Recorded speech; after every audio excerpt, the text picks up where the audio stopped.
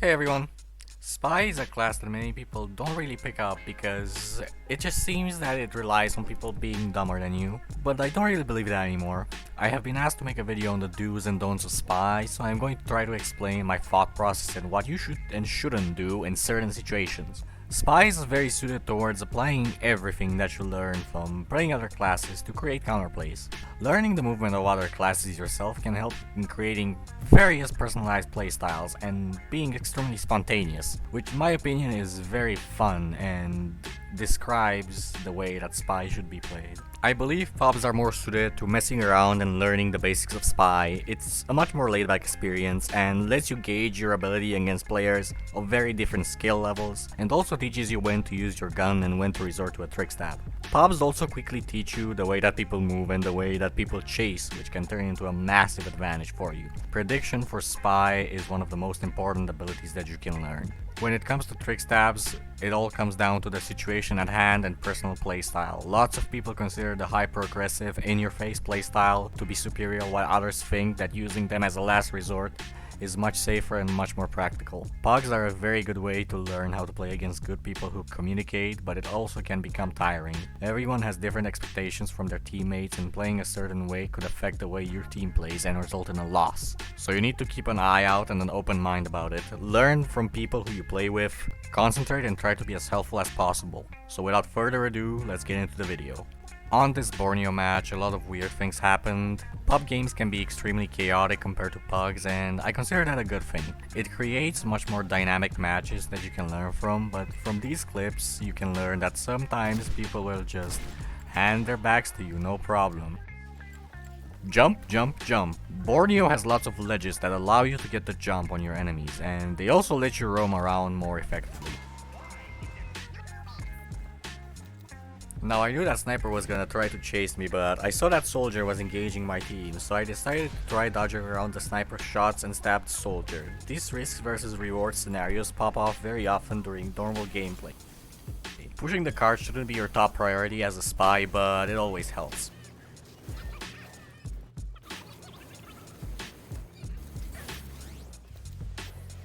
And of course, it's always worth dying to cap a point for the payload. A bit later in the game, I saw a demo and a soldier trying to push our spawn. It's good to look out for your team while playing Spy, and of course, harassing engineers is always on your top priority list. Sentry nests can be hard to take down otherwise.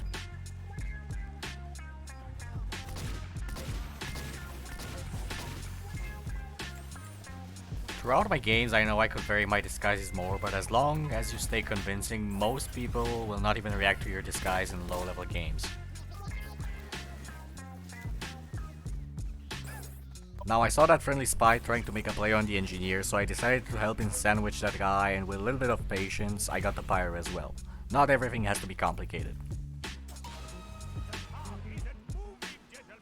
Sometimes you gotta remember that mind games are just as fun as stabbing. See with that soldier, he can see me through the window, so by just dancing a little I can waste a couple of seconds for him and keep him from pushing the cart or pushing my team. Every second counts in some matches, so you should be mindful of that.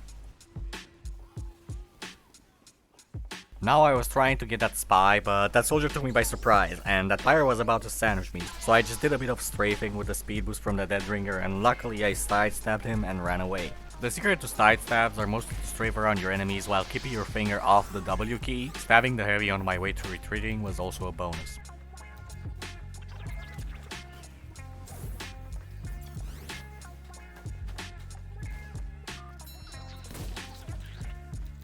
Remember to harass engineers. When they are close to spawn, they are likely to come back and put down their teleporters again, so you can just go and wreck their frontline buildings or weaken their cart push.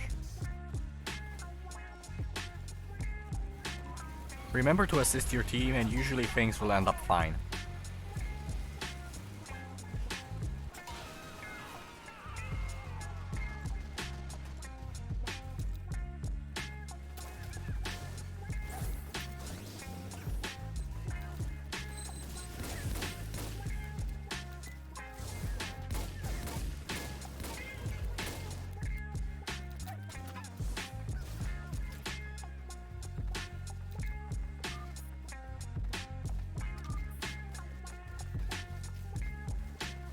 Now, this spot on Borneo turns out to be one of my favorites. People usually end up not checking it, so if your team is guarding it, you can put on some pressure when they try to push through.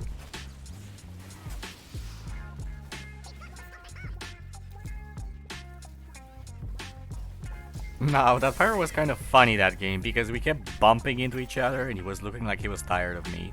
I heard him charge up his flock to melt my team with a medic, so a decent strafe was all it took to stop him. After that, my pyros came to clean up.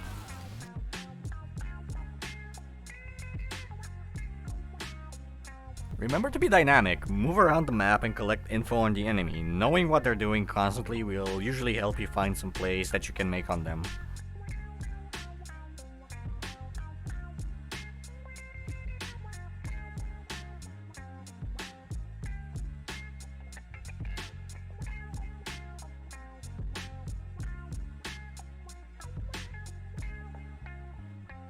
Now I saw that soldier from the corner of my eye and he didn't seem particularly aware throughout that game, so a simple jump stab disposed of him. Sometimes you will whiff stabs, but that's what your gun is made for, right?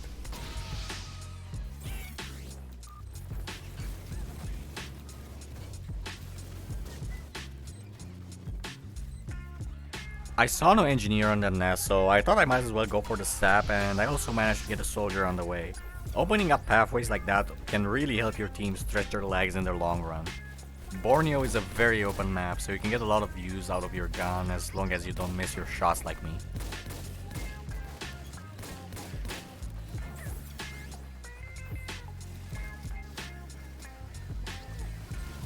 Now, that spy broke my cover against that heavy, so I had to use my dead ringer charge. In that case, I decided, why not take a trip to the enemy spawn and harass some NGs? It always helps to keep teleporters down for your team and to annoy the enemy team. The walk from spawn to the objective can really let the clock tick down. A lot of engineers will just keep trying to take off the sapper from their sentries, so you can just keep reapplying it and pop some revolver shots on their buildings every now and then to break them. Now, this medic started chasing me and he was moving a little weird, but remember that as long as you're confident, it's very likely that you can keep going for stray stabs and get them. Trick stabs are not hard to pull off, but they start getting harder to use against good players.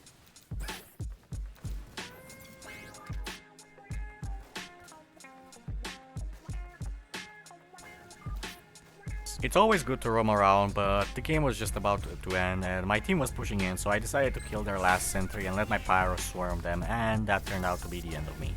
Founder Mountain has a lot of verticality, so it's a pretty good training ground for drop stabs. Sometimes in pubs, people have different ping values, so some of your stabs will just miss, but as long as you keep trying, you should be able to get work done relatively painlessly.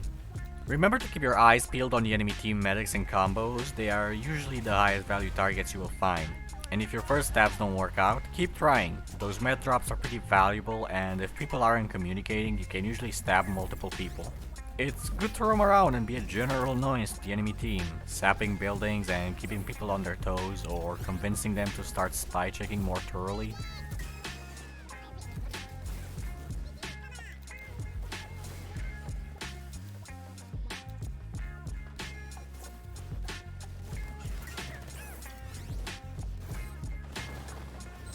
Now, I got a bit overzealous when it came to stabbing this heavy, but at the end of the day, the stab failed, so I had to bail out.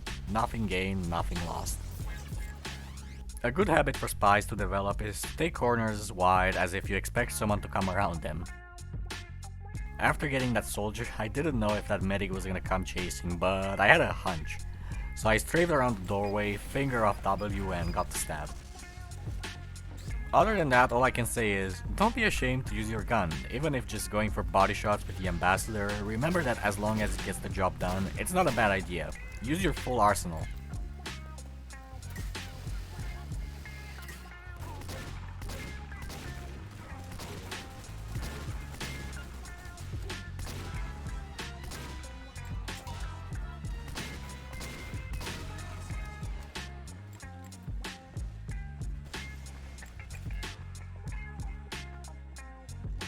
Thanks everyone for watching. Let's hope we'll see each other again soon enough.